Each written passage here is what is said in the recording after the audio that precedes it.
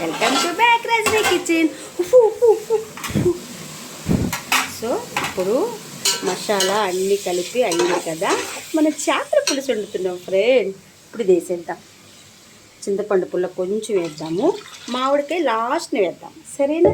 వేసిన తర్వాత మనం చేపల కూర వండేటప్పుడు ఆకలి వేస్తుంది కదా, ఎందుకంటే మార్నింగ్ నైట్ తినను కదా, అప్పుడు యాపిల్ కట్ చేసుకొని తిందాం. యాపిల్ కట్ చేసాము అంటే యాపిల్ కొనడం గొప్ప కాదు, ఎట్లా తినాలనేది చూపిస్తా.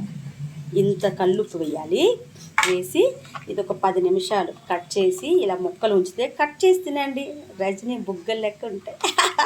అమేజింగ్ మాట. యాపిల్ కట్ చేసి 10 నిమిషాలు ఇందులో ఉంచి చిన్న చిన్న ఆకలి వేసి ఉంటుంది, అప్పుడు వంట చేస్తూ ఆడుతూ పాడుతూ తినాలన్నమాట. ఇప్పుడు ఇదంతా అయిపోయిన తర్వాత కొంచెం కొత్తిమీర కొంచెం పుదీనా కట్ చేసి పక్కన పెట్టి చేపలు ఫస్ట్ మనం హెడ్ వేద్దాం.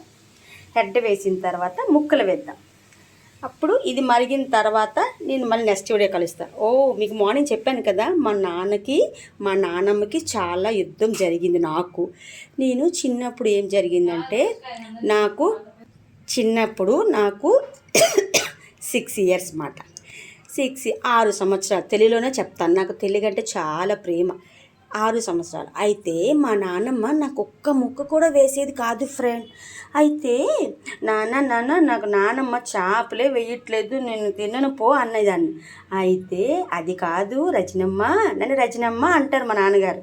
అది కాదు రజనమ్మ, చేపలకి ముళ్ళు ఉంటుంది కదా, నువ్వు చిన్నపిల్లవ కదా, గొంతులో ఉండిపోతుందమ్మా, అందుకే నానమ్మ పులుసు మాత్రమే వేస్తుంది, చేపల ముక్కలు ఇట్లా నేను ఒలిచి పెడతాను తల్లి, నా పక్కన కూర్చో అన్నారన్నమాట మా నాన్న. అలాగా అని నేను కిచెన్లోకి వెళ్ళాను. ఎందుకు వెళ్ళాను అంటే, మరి పులుసు వేస్తే ప్లేట్లో కారిపోతుంది కదా, అందుకని మనం చపాతీ పిండి కలుపుతాం కదా, బేషిని పెద్దది, అది తెచ్చుకోవడానికి వెళ్ళాను నేను.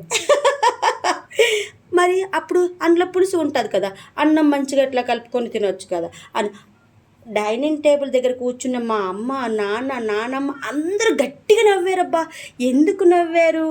నెక్స్ట్ వీడియోకి వెళ్దాం. Question my answer.